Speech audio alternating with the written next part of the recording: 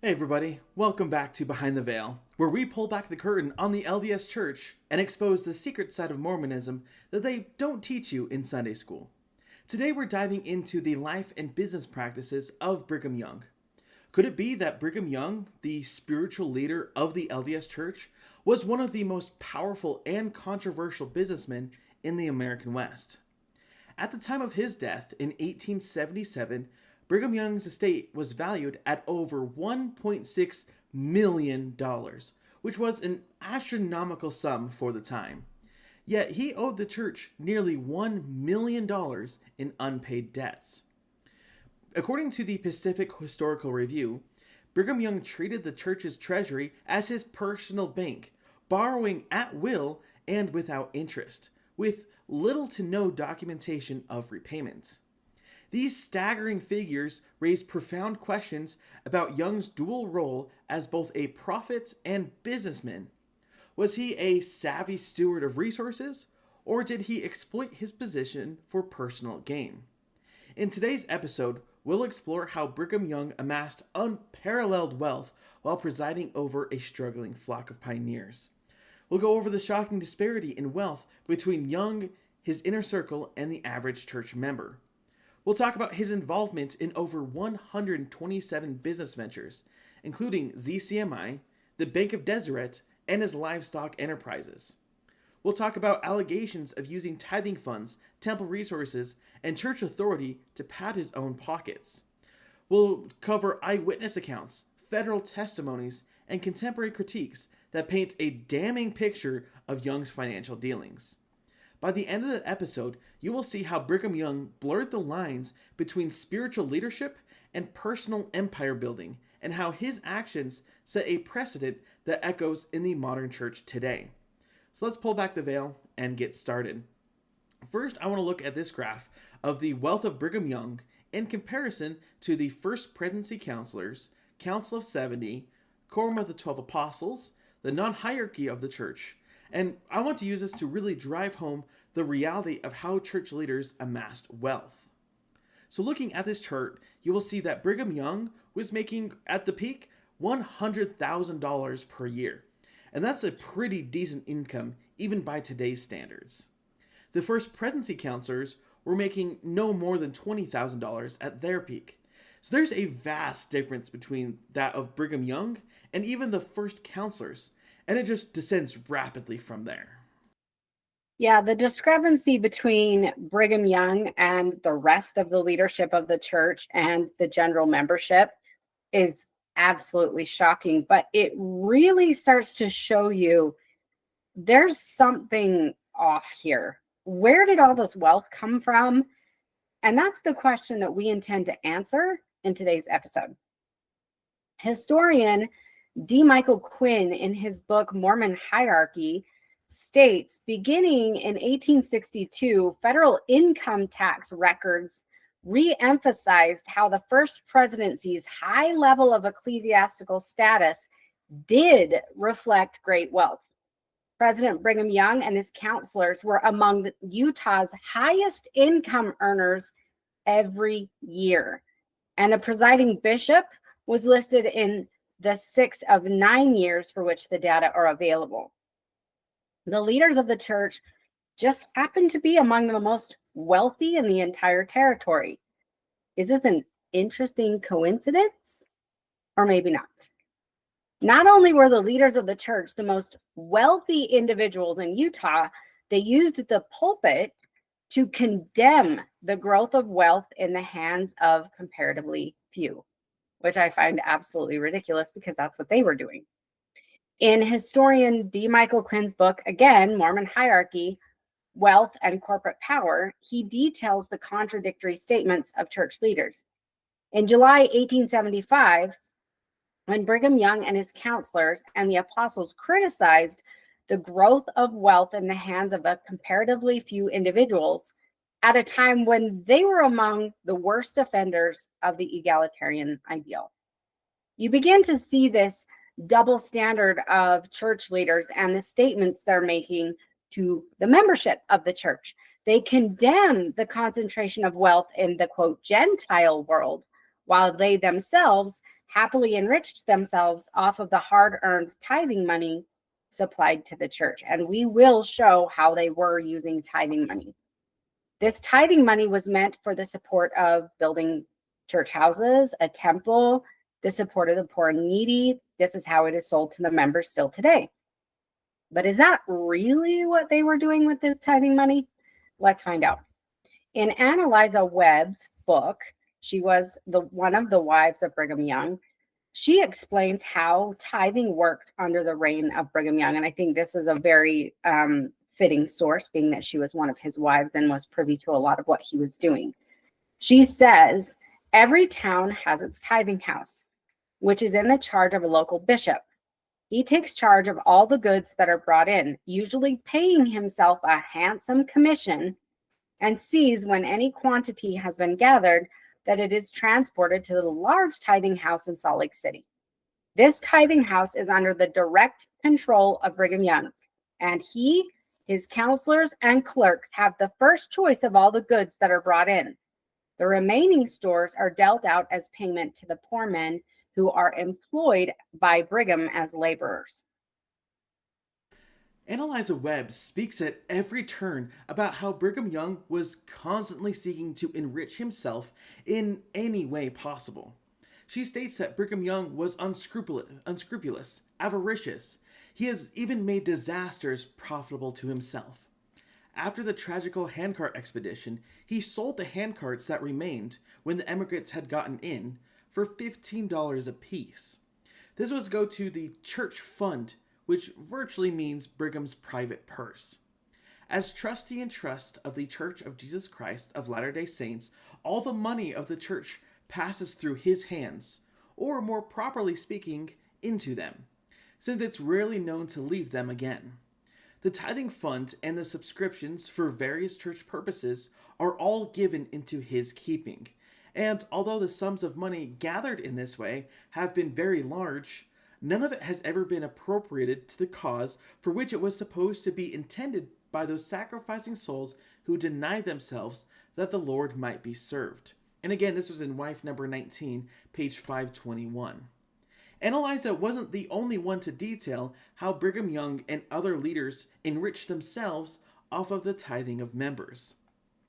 This next quote comes from the book Brigham Young and His Mormon Empire, written by Frank J. Cannon, and this is on page 217.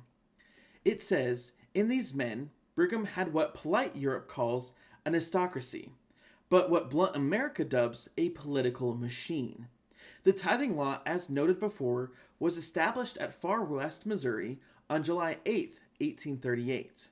We have given reasons for believing Brigham Young, the author of this first practical financial plan in the Annals of the Church.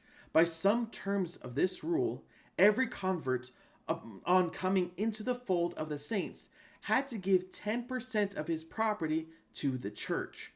When he had tithed this principal once, he was not required to do so again. But 10% of his income each year belonged to the church. At no time in Mormon history have the heads of the church given any regular public accounting of the monies thus received. For more than a generation, they have given no public accounting at all. Whoever is church emperor for the time being has absolute and irresponsible control of this vast supply of liquid wealth. He, the prophet who is trustee in trust, may use it for the church, or in schemes which promote his personal profit and that of his favorites. He may spend it wisely or fritter it away. The devout toilers whose work and faith have produced this wealth have nothing to say about the matter. During the reign of Brigham, while tithes were unquestionably used to support church officials, and even on occasion to enable them to build personal fortunes. And Frank Cannon goes on in his book to state, on page 176, Brigham is in most things an independent and despotic sovereign, a sovereign whose power is growing year by year. He levies and collects taxes. He issues and enforces decrees, which all have the effects of law.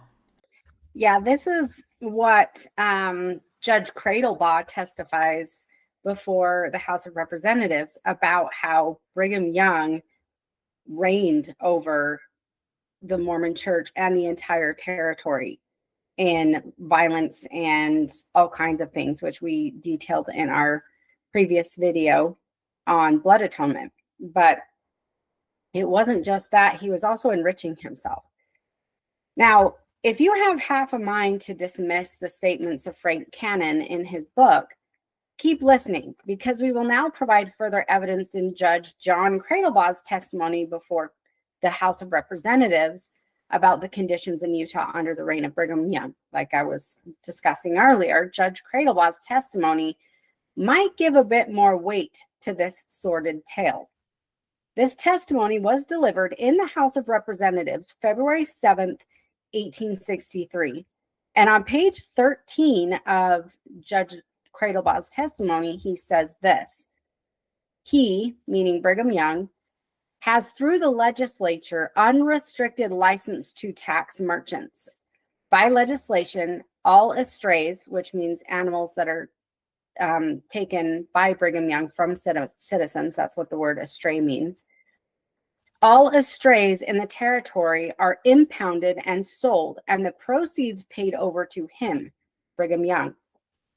By like authority, he seizes upon the great highway between our Atlantic and Pacific possessions, grants exclusive rights to erect bridges and ferries across all the streams in the territory, fixes the toll at enormous rates, ranging from $5 to $10 for a team, expressly providing in the law that a portion of the receipts shall be paid over to himself, by which means, whether willing or unwilling, the immigrant to the Pacific coast is forced to build up the church and furnish money to immigrate pious sisters to Zion to replenish the harems of the hoary-headed leaders of the church. And as if to consummate the matter of pay, all escheats in the territory, escheats meaning that all property that is held under disagreement of the legal heirs or claimants to the land, any land that is in disagreement about who owns it, it's all turned over to Brigham Young. That's what he's saying in more legal terms.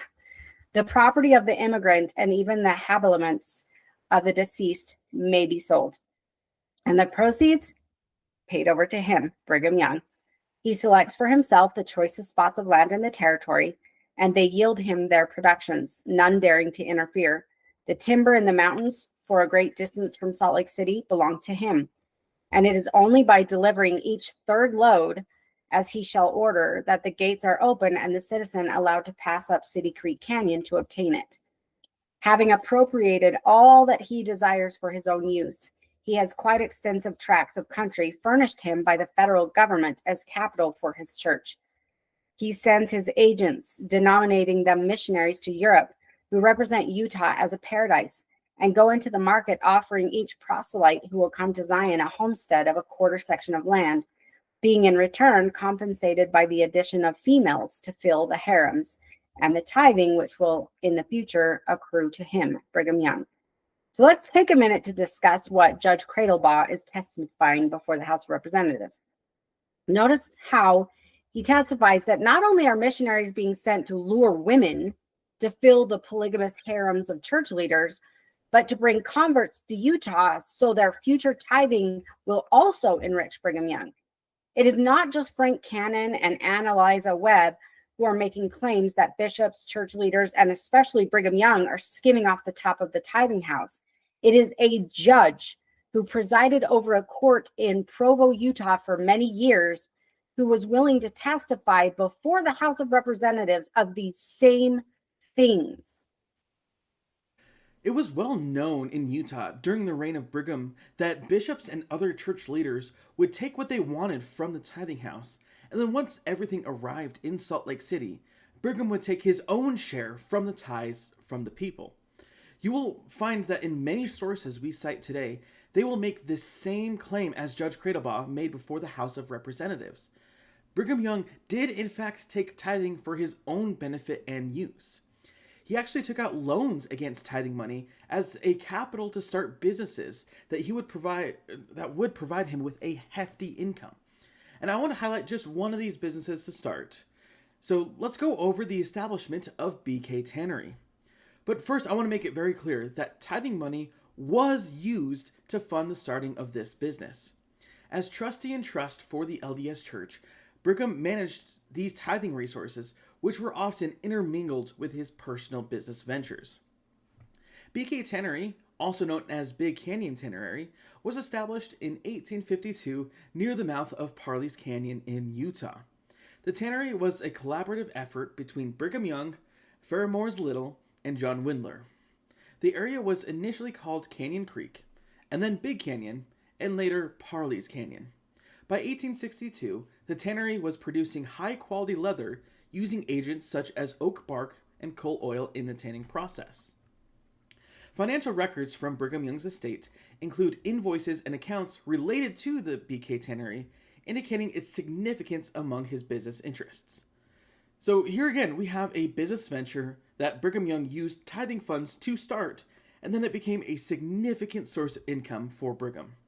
The church and apologists constantly try to portray these businesses as providing stability for the Utah economy. Whether or not this was a result of Brigham's business is irrelevant, because these businesses provided significant income to Brigham, but this was based off of the backs of tithe payers. And I think it's important to detail just how much Brigham infiltrated the entire business world of Utah. He was involved in every detail of Mormon life in Utah, and found a way to enrich himself from basically every industry. So here is a list of all of the businesses that Brigham Young had a financial interest with. And you can see this is a very, very long list. And obviously, we cannot talk about every single one of these in this episode. But we are going to talk about a good number of these because Brigham Young profited significantly from all of these. I think it's important to note that the monopoly of livestock, banks, he was minting currency, he owned taverns, wineries, distilleries. That's important because that's against the word of wisdom, right? All of the alcohol that he was producing, the sawmills. I mean, the railroads that were going through. He owned saloons, a bathhouse. What is that about? So there's a lot of things that you see here that he had complete and total control. So let's start with Brigham Young's involvement with counterfeiting. And we do have an entire video on the counterfeiting if you want to watch that. I think that one's really important. It ties really well into Brigham Young's behavior. But it's interesting that he was charged with counterfeiting, and then he also has involvement in banking within the Utah Territory. How is it not a complete and total conflict of interest to be a prophet and president of the LDS Church, governor of the territory, establishing financial institutions and banks, and minting money in the territory? Talk about the absolute obliteration of any separation of church and state. Below is an overview of these ventures, along with the information regarding allegations of counterfeiting. So we have the Deseret Currency Association, established in 1858 under Brigham Young's leadership. The Deseret Currency Association issued paper currency to address the economic challenges faced by the isolated Mormon community. These notes were backed by livestock. They were not backed by gold or silver reserves, which was the standard at the time. The $3 bill, for instance, stated, quote, Deseret Currency Association will pay the bearer $3 in livestock on presentation of $100. This meant that the association, with Brigham Young as president, would redeem the bills in livestock at prevailing prices. So basically, this currency was a dead asset and had no financial value at all. And then we move into Deseret National Bank, which was incorporated in 1871 with Brigham Young, again, serving as president. He's president of everything. It was the first bank in Utah. In 1872, the bank expanded and obtained a charter as the Deseret National Bank. So it was the Bank of Deseret and then the Deseret National Bank. So they were the same thing. And this continued under Brigham Young's leadership. Critics have pointed out potential conflicts of interest arising from Brigham Young's dual role as both the president of the LDS Church, governor, and president of the bank. As trustee and trust for the church, Brigham Young had control over the tithing funds, which were used to establish his various business ventures, including the Bank of Deseret.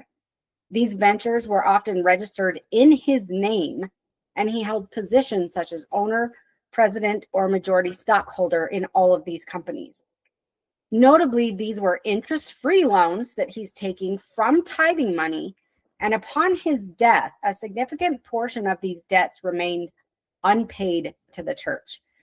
The Bank of Deseret primarily functioned to consolidate Brigham Young's economic dominance in the region. As both the spiritual leader of the LDS Church and the head of his financial institutions, Brigham Young wielded unprecedented control over his followers' economic activities. This dual role blurred the lines between ecclesiastical guidance and personal profiteering, raising serious ethical concerns. Moreover, the bank's operations were shrouded in opacity. There was little to no transparency regarding its financial dealings, leading to suspicions of mismanagement and favoritism. The lack of accountability mechanisms allowed Brigham Young to potentially exploit the bank's resources for his personal gain, all under the guise of religious stewardship. And as we will talk about in future videos, the LDS Church still does this. They have a total lack of financial transparency. So this blending of ecclesiastical authority and personal business interests has led to allegations that Brigham Young leveraged his religious position for his personal financial gain. And we've seen testimony of that even in the House of Representatives. So this raises serious ethical questions about the management of church resources during his tenure as president of the church. Brigham Young's involvement with Deseret Currency Association, the Deseret National Bank, has been scrutinized for all of these conflicts of interest and him funneling money through to fund financial interests and businesses. So let's now move over into Zion's Bank. And Zion's Bank is still operational today, although it's no longer owned by the LDS Church. And yes, it was initially owned by the church. So the Zion Saving and Trust Company was established by the LDS Church in July of 1873. And this was made to take over the savings department of the Deseret National Bank, the fourth and final attempted national bank created in Utah, incorporated in 1868. And they opened for business on October 1st, 1873. And big surprise, Brigham Young, the president of the LDS Church, was also the first president of the bank. And this bank was intended to encourage immigration into Utah and further the financial interests of the church. But as you can see here, everything Brigham Young did was to enhance the financial interests of the church, and in turn enhance his own financial interests as well. Apologists will always try to claim that Brigham Young printed money or founded banks for the benefit of the members, while completely ignoring the massive wealth that Brigham Young was accruing. So now let's move into the fact that Brigham Young was also involved in counterfeiting money and used his high position in the church as a political leader to evade legal action. And we have actually done a whole video on Brigham Young's counterfeiting, so I highly recommend that you guys go check that out. And also, don't worry, the excessive tithing requirements, businesses, and monopoly that Brigham Young set up for himself in Utah is just the beginning of his shady business practices, as you will see as we go through this episode. So Judge Cradlebaugh also testified before the House of Representatives about Brigham Young being caught red-handed counterfeiting, and yet he escaped the law. So Judge Cradlebaugh testifies, "With the history of one or more case, I will conclude. In summer of 1858, David McKenzie was arrested and charged with engraving plates for counterfeiting government drafts on the Treasury at St. Louis. The evidence showed that the engraving had been done in the upper part of the Deseret store in Salt Lake City. This store was within the enclosure of Brigham Young's premises, and the same being walled in with a stone wall some 12 or 14 feet in height. Judge Eccles, who issued the warrant, directed the marshal, Peter K. Dotson, to seize the plates and any other matter that might be found in the room where the engraving had been done, which would establish the offense. The marshal accordingly went to the room, seized the plate. He also found another plate there, belonging, as it since appears, to Brigham Young, and used for striking off the Deseret currency, and observing that the copper plate upon which the counterfeit engraving had been made and cut off one side of Brigham's Deseret currency plate, he brought away with him the currency plate. And again, we detailed the entirety of this story in our counterfeiting video, so if you're interested, definitely go check out that episode, because we go over counterfeiting of Brigham Young, Joseph Smith Sr., and it's super interesting, so I highly recommend you go check that out.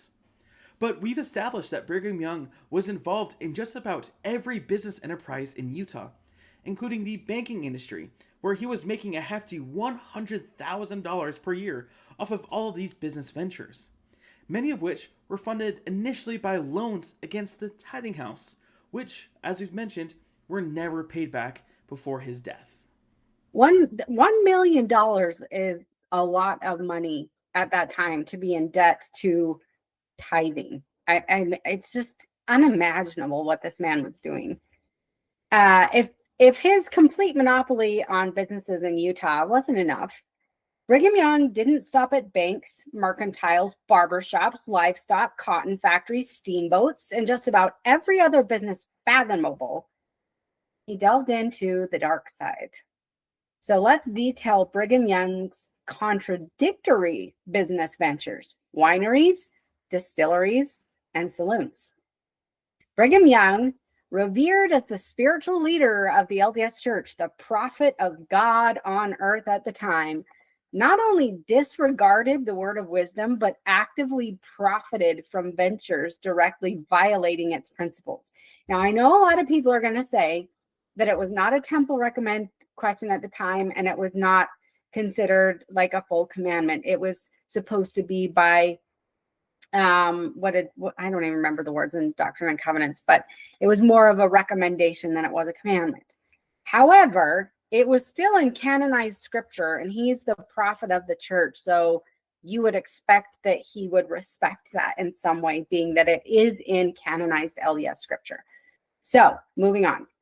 His involvement in alcohol production, distribution, and consumption showcases a blatant hypocrisy, particularly as he preached temperance and moral rectitude to his followers. So he's preaching these things, but then he's also selling them, these things.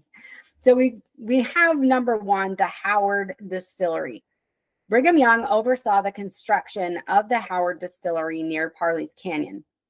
While church apologists have attempted to rationalize this as producing alcohol for, quote, medicinal and mechanical purposes, the truth is far less palatable.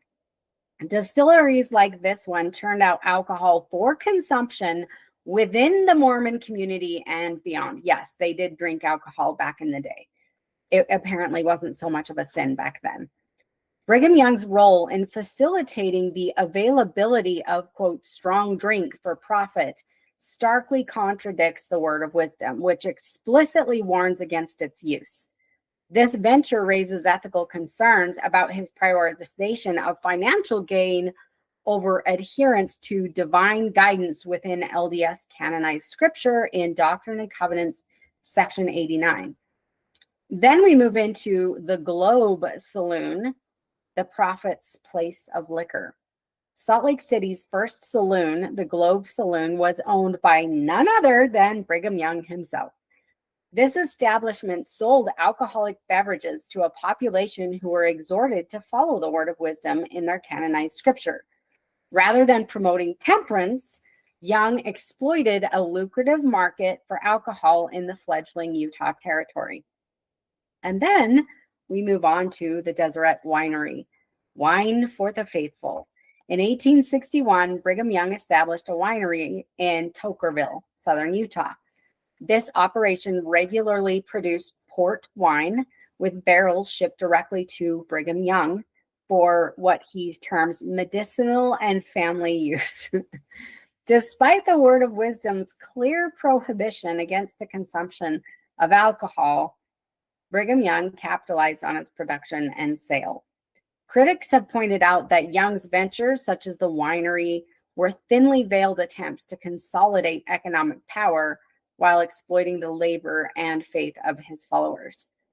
Brigham Young's business ventures and alcohol stand in opposition to the word of wisdom, regardless of whether this was considered a commandment at the time or whatever it was considered. The word of wisdom is still in canonized scripture, and therefore, as a prophet of a church, you should respect more of what is stated, regardless of whether it is as hard of a commandment, as it is today back then. It explicitly forbids wine or strong drink.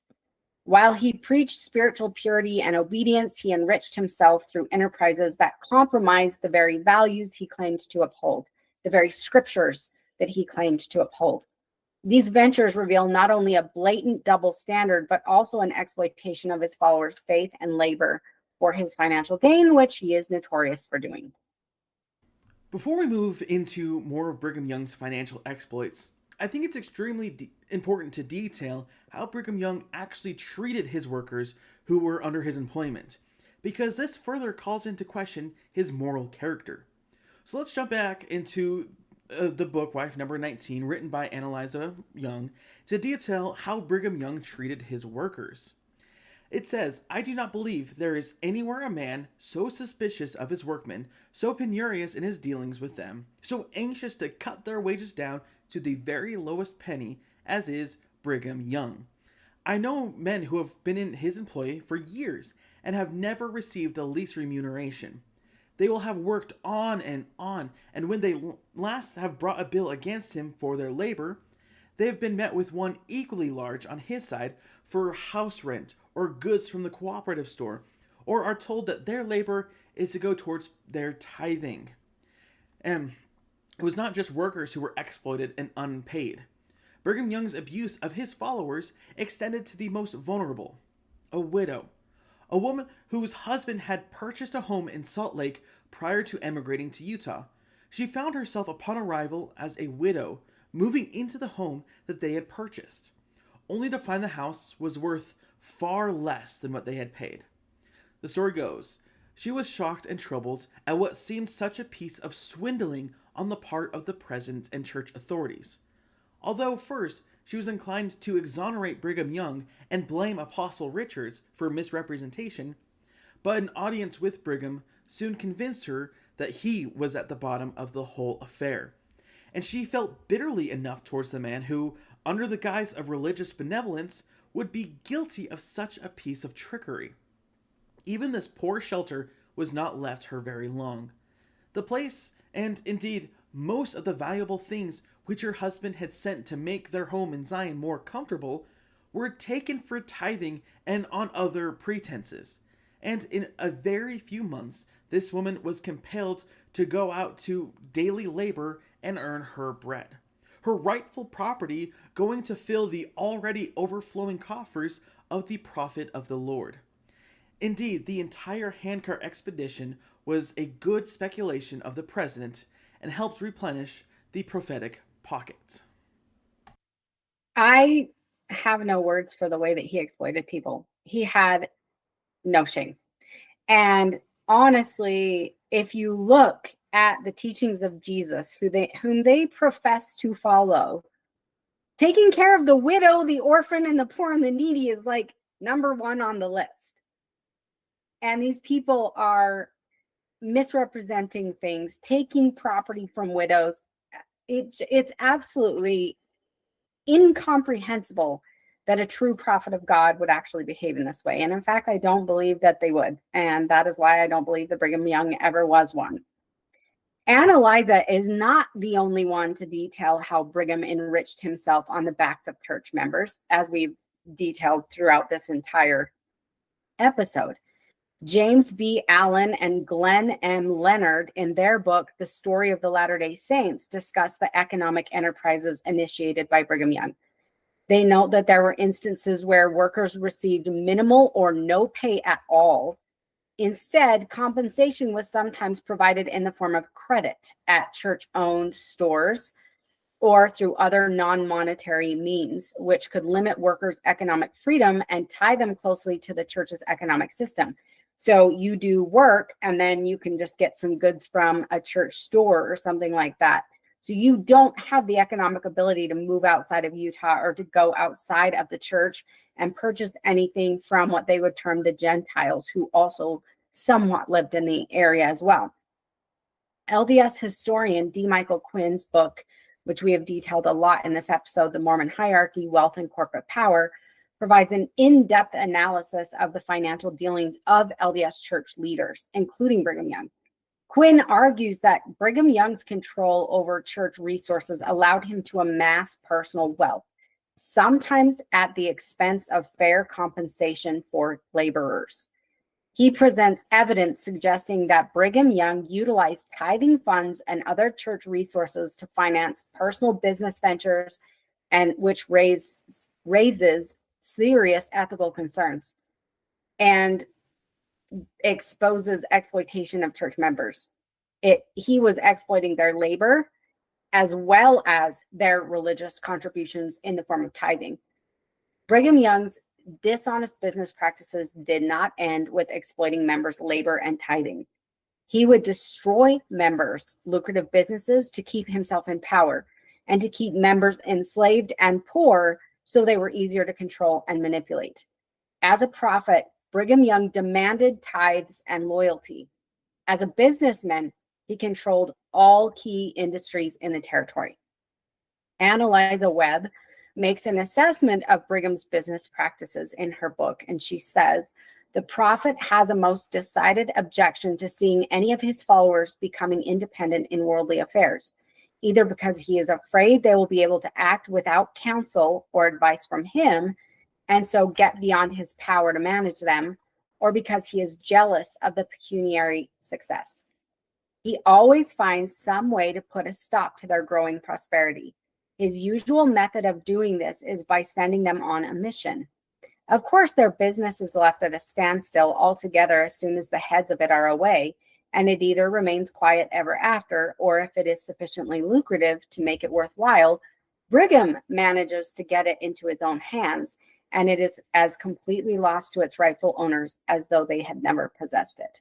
This is a despicable practice, but we do have documented evidence of him doing this. She also details the story of two men who were ruined by Brigham Young, and he happily took over their lucrative business, a business that no prophet of the LDS Church should have been involved in. But Brigham was happy to put canonized scripture aside for money. And this is what Anne had to say about this. For several years, two men named Badley and Hugh Moon ran a whiskey distillery in Salt Lake City, Utah, and appeared to be becoming rapidly wealthy. They were good Mormons. Again, whiskey, good Mormons, interesting combination there. And they were staunch defenders of Brigham Young. They were well respected by the entire body of saints. During a temperance sermon on Sunday, oh, interesting that Brigham Young is preaching on this, Brigham Young directly cursed the men who ran the distillery in the name of the Lord. These men were shocked that Brigham Young would deal so harshly with them in public. His language was so abusive that Badley, who was especially attached to President Young, shed tears during the denunciation. Brigham Young ordered them to take their families and go on a mission to an unsettled portion of the territory, leaving their homes to the church, which of course meant to Brigham Young. As soon as they had gone, Brigham removed the apparatus for distilling a few miles from the city and commenced making whiskey for the church. The church whiskey did not prove to be so good as that made by Moon and Badley, and the church distillery was short-lived. The men who were thus heartlessly ruined and unjustly exiled never returned.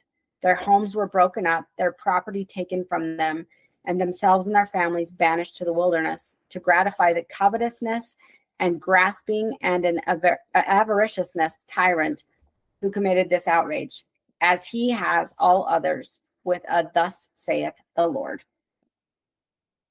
As we can see, Brigham Young is enriching himself through the power wielded as prophet, governor, and entrepreneur involved in every industry in Utah.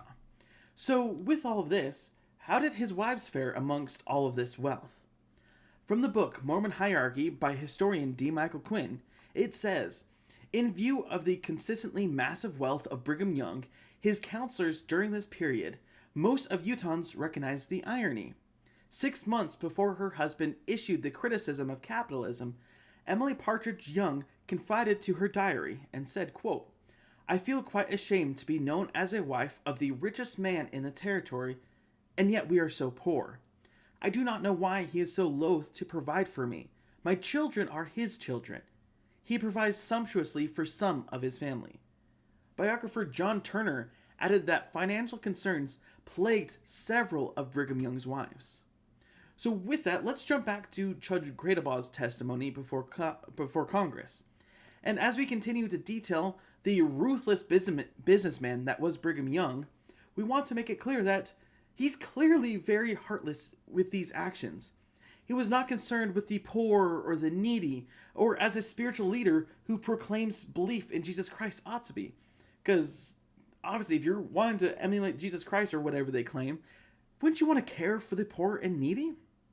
Anyway, here is what Judge Cradlebaugh testified in this regard.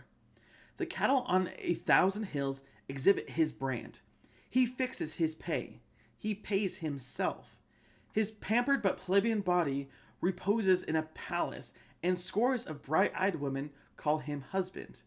His deluded followers yield him implicit obedience, and a church organization known as Danites or Destroying Angels stand ready to protect his person, to avenge his wrongs, and to execute his pleasure. And we've actually done a whole video on the Danites a couple videos ago, so make sure you go check that out. It'll be linked down below in the description. But in the same testimony before Congress, Judge Cradlebaugh also testifies. It may be asked, does he do this without compensation? No. His pay is both high and certain. He taxes his deluded followers through church tithing requirements, to the extent of all surplus property upon their arrival in the territory. He subsequently taxes them to the extent of 1/10 of their annual productions and labor, and if reluctant to pay, he mercilessly snatches all they have. Which is just unimaginable. Brigham Young is taking the possessions of people who don't pay their tithing. So if you're too poor or for some reason can't pay your tithing, sorry, Brigham Young's going to take all your possessions. So now let's move into Brigham Young's livestock enterprise, as this highlights how Brigham also used his political influence to obtain land and resources for his profitable business. In 1855, the Utah Territorial Legislature granted Cache Valley to Brigham as a herd ground for his increasing numbers of cattle. A company of cattle owners was organized to take cattle to Cache Valley under the direction of Bryant Stringham. And as you can see, Brigham Young is using his political influence to obtain land for his livestock enterprise. And many apologists claim that these efforts were merely to provide for the saints. However, you can't deny that this enterprise was deeply profitable for Brigham Young and added simply another enterprise to his laundry list of businesses to make him the wealthiest man in Utah. Later in December of 1855, the Legislative Assembly of the Territory of Utah enacted legislation granting Brigham Young and others use of Rush Valley as a herd ground and for other purposes. How convenient that the Legislative Assembly, likely stacked with faithful LDS members, are granting Brigham Young free use of lands for his livestock venture under the guise of, quote, benefiting members of the church, all while padding Brigham Young's pockets. We can't do a podcast on Brigham, the Business Tycoon, without highlighting how members were threatened with excommunication if they did not support one of Brigham's business ventures. Yes, you heard that right. You don't support this business, you will be excommunicated. So many older Utahns, me included, will remember ZCMI. When I was a kid, my mom would drop me off at the mall with my cousin, and we would go to ZCMI, which was started back in the day. I know this makes me seem really old, but we would go and they had candy counter there, and we would go buy Swedish fish and Swedish raspberries and chocolate candies at ZCMI. ZCMI was around for probably up until I was in my 20s. It was called Zion's Cooperative Mercantile Institution, and it was established in 1868 in Salt Lake City, Utah, under the leadership of Brigham Young. ZCMI sprung out of a conflict between Mormon and non-Mormon business interests. And this, I want to say here again, this just highlights all of the conflict that the church created with non-LDS people. We look back and they kept claiming persecution of the saints in Missouri and Nauvoo and all these other places, but they were constantly creating this tension. It was common at this time for church leaders to warn members to avoid doing business with the quote Gentiles. You don't think that's going to cause tension between people? It absolutely is. According to a Salt Lake Tribune article, Mormons were even threatened with excommunication if they did not support the store ZCMI. And they said in this article, and you can click on the archives and find this article on the Salt Lake Tribune, it's still in their archives. They say that this was among one of the reasons that some of the founders of the Salt Lake Tribune lost their membership in the church, because they did not support ZCMI. So they were, in fact, excommunicated, as we said. So there is evidence that they did really excommunicate people who did not support this store. If they shopped at the Gentile stores, they could be excommunicated. Former LDS church historian Leonard Arrington noted in the book Great Basin Kingdom that most merchandising in Utah was in the hands of non-Mormons because of the stigma attached to profiteering saints. So they made it seem you need to be humble. You know, they make it sound bad for someone to make a lot of money. And so most of the thriving businesses were non-Mormons. And it was also because of the inability of Mormon traders to refuse credit to their brethren and force them to pay their debt. So it made it really difficult for them to stay in business.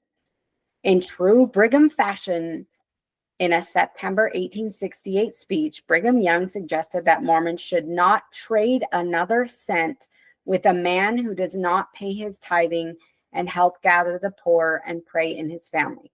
So if you don't pay your tithing, help the poor, and pray with your family, then all of the Mormons are not supposed to sell anything to you. Lovely how he threatens to destroy those who are struggling the most financially. If you don't pay tithing, we'll refuse to provide goods and services for you. This sounds like a prophet of God. Non-Mormon competitors complained that Mormon loyalty to ZCMI was destroying them, which, let's be real, that's probably what Brigham Young's intention was. It was destroy the competition, rake in the profits for himself. It's a win-win in his mind. Arrington wrote that the apostate Mormon firm of Walker Brothers, for example, alleged that their sales decreased in a brief space from 60,000 to 5,000 per month. That is a steep decline. And that those of the Auerbach brothers fell similarly. This was part of the design of ZCMI. Buy directly from the manufacturers, offer lower prices, and put the Gentiles out of business. Brigham Young played a pivotal role in ZCMI's formation, being elected as its first president. How convenient. He's a president of this as well. He's the president of literally everything, the banks, the mercantile, and a laundry list of 130 other businesses. The initial directors were also church leaders, indicating significant LDS church involvement in this entire enterprise. Regarding financial benefits to LDS leaders, ZCMI was financially successful in its early years. By 1873, its annual sales were $4.5 million, and within just 4 years, the Mormons enjoyed dividends of over $500,000 on their initial investments of just $280,000. And this suggests that early investors, who were mostly church leaders, saw substantial returns on their investment. The issue with this is the heavy pressure to support ZCMI and the threat of excommunication to anyone who did not. Church leaders heavily influence their own profits through coercion, using their power as religious leaders to influence the purchasing choices of their followers. In the mid 1800s, during conflicts over polygamy, the LDS Church sold all of its ZCMI stock. And in 1891, non-Mormons were then allowed to buy stock in ZCMI, and they ceased paying tithes to the church, indicating a move towards a more secular business model. And as Brigham Young continuously exploited church members' labor and religious contributions, he at times would make statements that made it appear that what he was doing was for the benefit of the people, while he would profit from the venture. And he would sell it to the people as if it was for their benefit, their enjoyment. It was for them. It's not for me. It's not for me. No. It's for you guys. It's all for you. Isn't that like characteristic of a narcissist, though? I'm doing this for your benefit. When really, in reality, it's for my benefit and I couldn't care less about you and I'm not going to pay you for your labor. And you know what I'm saying? Anyway. Seriously, that is absolutely the definition of a narcissist. And we actually continue to see this same behavior in another story in Wife Number 19. And Eliza recounts in the book, the prophet said, "It was the will of the Lord that we should have a little relaxation from the constant wearing toil, which was beginning to become almost unendurable." The prophet further enlightened us on how it was to be built. We can borrow some of the temple fund for present use, but that will be a matter of but small moment, since we can soon replace it. So Fun Hall was built with tithing. Once it was finished, it was called Brigham's Theater. And, of course, Brigham Young had to name it after himself. No shocker there. And once again, Brigham smoothly convinces his followers that using money from the temple fund can be put to good use by building a fun hall for relaxation and enjoyment for the people. But then it becomes another one of Brigham Young's profitable businesses, the Brigham's Theater, once it was completed. So it's just Brigham Young trying to increase his own profits by making it look like it's something good for the people, and I'm sure they had fun there, but like it actually turned up in being a profitable adventure for Brigham Young. And Eliza tells how Brigham Young profited from flour and lumber that had been given to the church, and this was on page 343. Men were selling and trading items at Camp Floyd. Once Brigham heard of it, and the very next Sunday forbade their selling any more, and cursed all those who had dealings with our enemies, as he called those men who had respected the honor of their government and spared the people who had so injured them. It was not long before it was whispered that Brigham had agents in Camp Floyd selling tithing flour and lumber, taking large contracts and obtaining large prices. But in the meantime, he did not relax his severity towards his people. The bishops were ordered to withdraw the hand of fellowship from every person in their wards who traded at Camp Floyd. This is absolutely ridiculous. This is essentially like saying disfellowship anybody who had traded goods at Camp Floyd. Why would you not? Yeah, Brigham Young, this is very characteristic of Mormons in general, and how they handle people who are not part of their church. And if you ask anyone who's not LDS, especially outside of Utah, well, inside of Utah as well, if you live in an LDS neighborhood, you're not LDS, they're not going to play with your kids. Anyway, Anne continues on page 344, making a startling statement that it was well known that Brigham Young received large sums of money from the government in payment for goods from the tithing house. Excuse me? He's getting money from the government for selling off goods from the tithing house. Sounds very upstanding of him.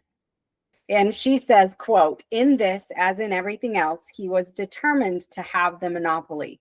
If there was any money to be made, he must make it. He could not endure to see a dollar go into another man's pocket." Surprise.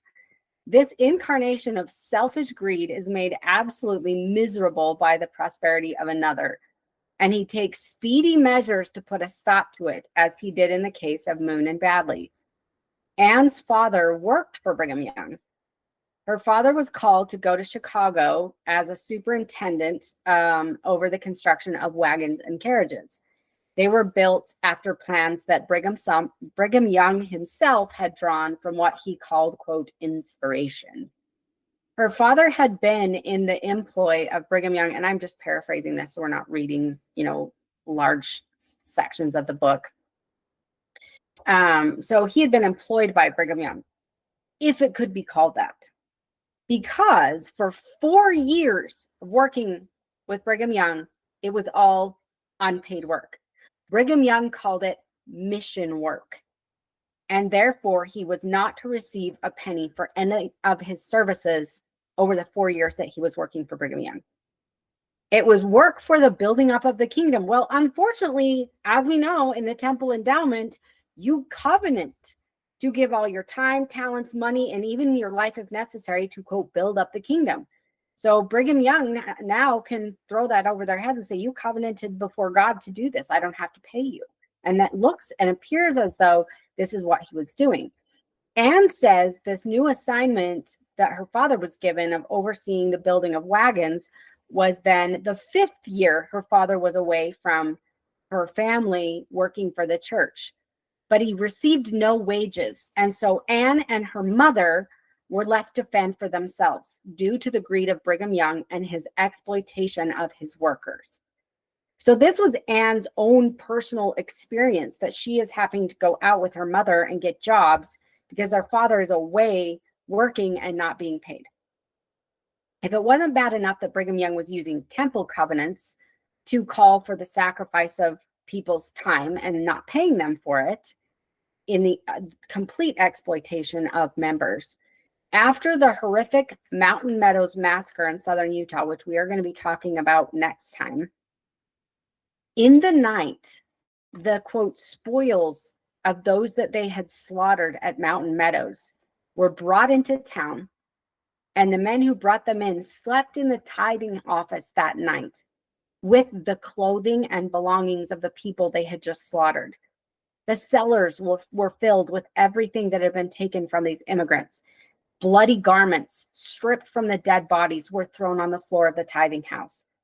The property of the immigrants who were slaughtered was sold at public auction in Cedar City by Bishop John M. Bigby, and they were readily bought up by eager saints. To this day, this is what Anne says, jewelry is worn in Salt Lake City. So not this day. This is from Anne's perspective in the later 1800s. Jewelry is worn in Salt Lake City, and teams are seen in the streets that are known to have belonged to the fatal immigrant train. A lady in Salt Lake City was one day showing a silk dress and some jewelry to some of her friends in the presence of one of the children who had been saved from the massacre. The child, on catching the sight of the dress, burst out into a frantic fit of weeping, and between sobs cried out, "Oh, my dear mama, that is her dress. She used to wear it." There were a few young children and toddlers that were spared during the massacre. They were sent to live with Mormon families, and several accounts detail the trauma these children suffered and the cold-hearted attitudes and treatment they received from the Mormons. Also, the Mormons selling off the belongings of these slaughtered people and then walking around town wearing the items. This is something that they don't want you to know about the Mountain Meadows Massacre. The church has tried to bury this. They don't want you to know. It was, just a few rogue saint people that did this or whatever. They don't want you to know the truth about what really happened and how they treated these people. Seriously, the ways a lot of these people were treated was absolutely just, I have no words. And specifically stories like this about the Mountain Meadows Massacre, we actually do have an episode coming out in 2 weeks about the whole situation around the Mountain Meadows Massacre. So everyone, just make sure you stick around for our next video in 2 weeks, and so you can get the full details about that. But again, it's so heartbreaking what happens. And as a member of the church in the early saints, they were constantly depicted as being righteous, humble followers of Christ. But in reality, more often than not, they were the exact opposite. Brigham Young was not some huge proponent of capitalism and condemns the accumulation of wealth among a select few in the outside world. No, he promoted the idea that all people should have all in common, and through that idea, the United Order, as it was called, in the early church was born, and it was an early concept of what members of the church covenant to in the temple today, or the law of consecration. That's what I'm thinking of. And I've actually got a funny story with this. When I was younger, somehow the conversation came up about the law of consecration, and I was talking to my grandma, and I was like, "That sounds a lot like communism," and she got just like, "No, it's not. That's not it." It literally is, though. I mean, if you think about it, it absolutely is communism. They just put God's name on it. Exactly. It is. Yeah. I don't know. It's so funny, like the mental gymnastics. Like, oh, it's not communism because it's from God. I don't know. I love it. But it is essentially the law of consecration, where all property and money are given directly to the church and put into one fund, and then it's distributed by church leaders to members as the leaders see fit.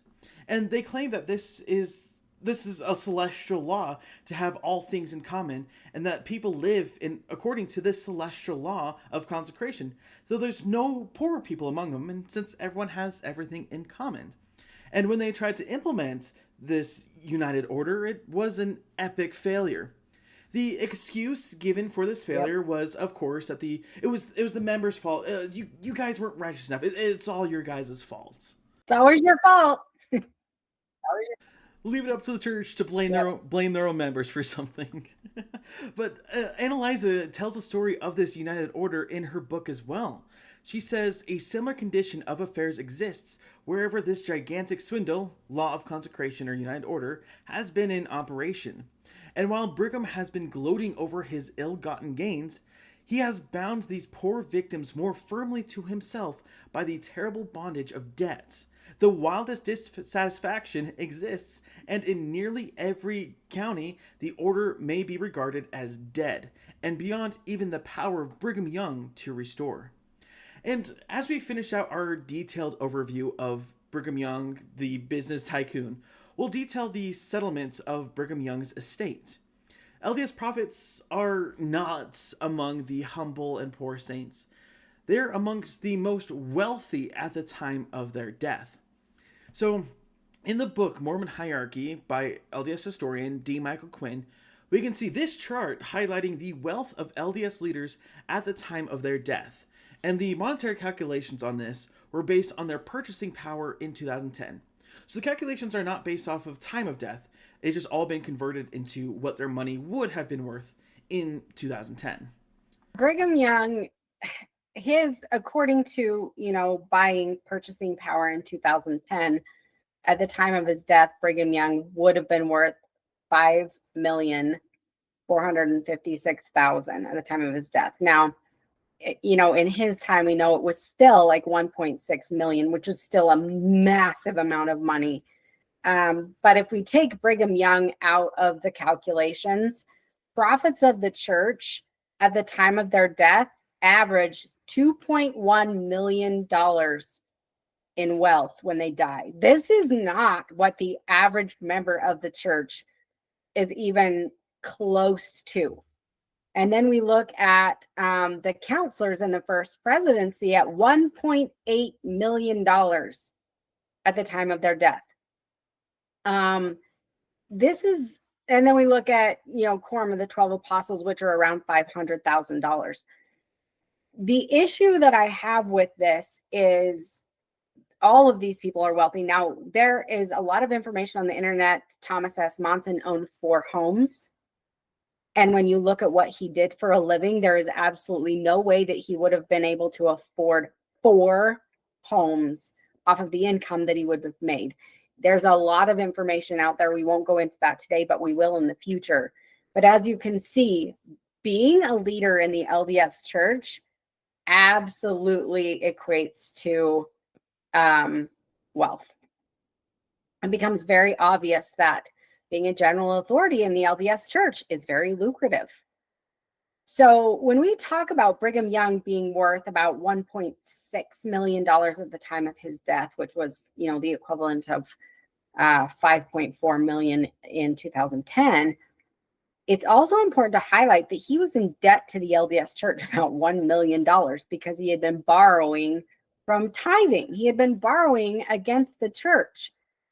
That $1 million, that's not adjusted for today's money. That is what he was in debt to at the time. So he also had settlements with heirs of $224,000 and an additional $75,000 after court challenges. In Leonard Arrington's article, The Settlement of Brigham Young Estate, 1877 to 1879, this was published in the Pacific Historical Review in February 1952.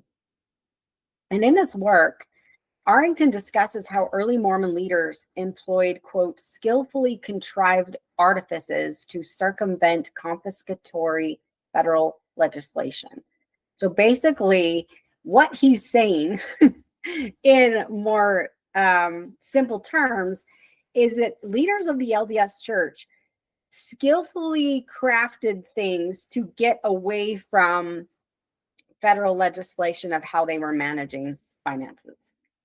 And as we can see, due to recent SEC fines levied against the LDS Church in the past couple of years, this highlights that they continue to engage in these skillfully contrived efforts to avoid having to report on their financial interests, and also not wanting anybody to know how they are managing and handling tithing money. They don't want you to know. They don't tell anyone. They are not transparent. Arrington's analysis provides insight into the financial strategies adopted by Mormon leaders during a period of intense federal scrutiny and legislative pressure. As the dust settled on Brigham Young's life and empire, his death in 1877 revealed a financial labyrinth that left many of his wives and children destitute.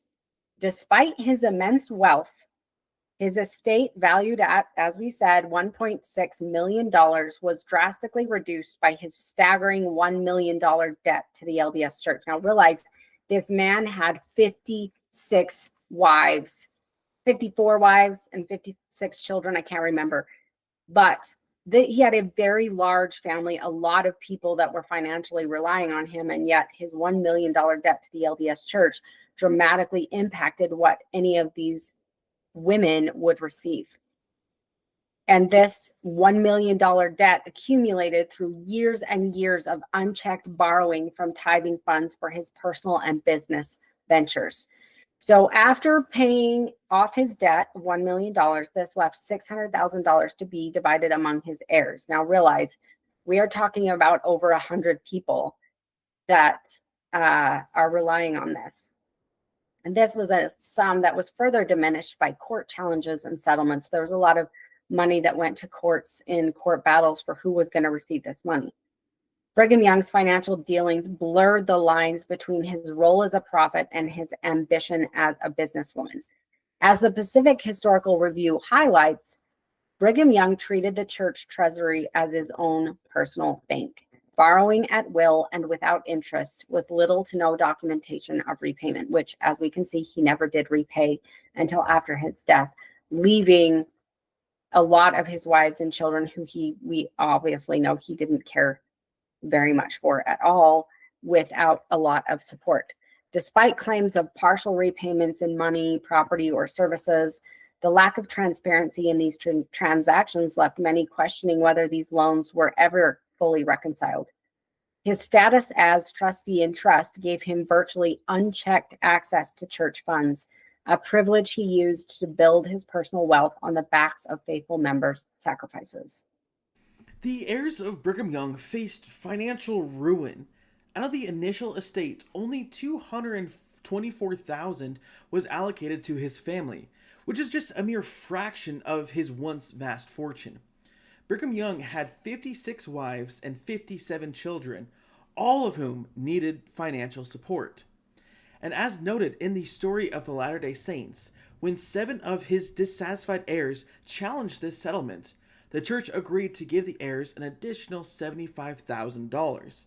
But even with this additional sum, many of his wives and children were left with practically nothing, forced to fend for themselves after a lifetime of loyalty to a man who lived in opulence.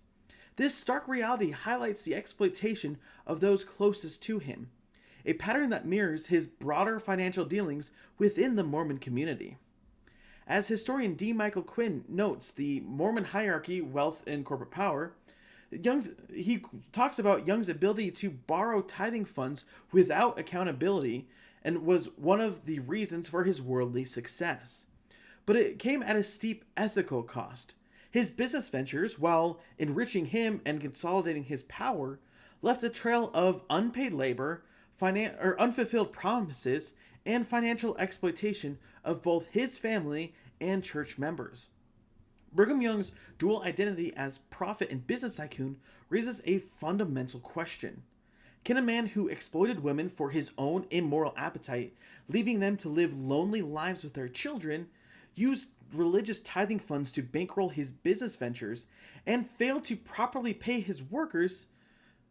Could he really be considered a prophet of God?